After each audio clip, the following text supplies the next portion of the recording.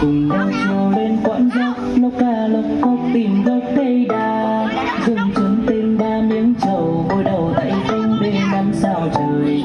Nhà ai có con chim khách lách ca lách cách tìm đến chim kêu rằng có ba cô nàng mắt đỏ môi hồng chung chim đồng kia. Hỏi cây đa sao bóng gió đến khi đêm về tháng tí tình tang, gốc đa nghiêng bóng đầu làng đôi dây cờ hồng để ai ngóng trông rằng ai đi qua con dốc nhấc chân quay về tên những trầu cây. Gốc đa soi bóng từng ngày đợi ai chờ đợi ai. Cây đa chợt mất em buồn tang tình tình ta.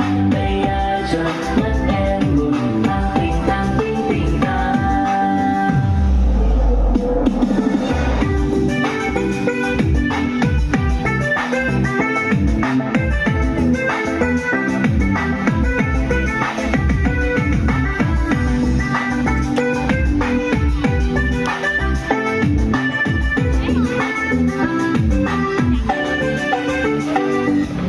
Quê tôi sáng tinh mà là gọi cha mang quân ra đầu.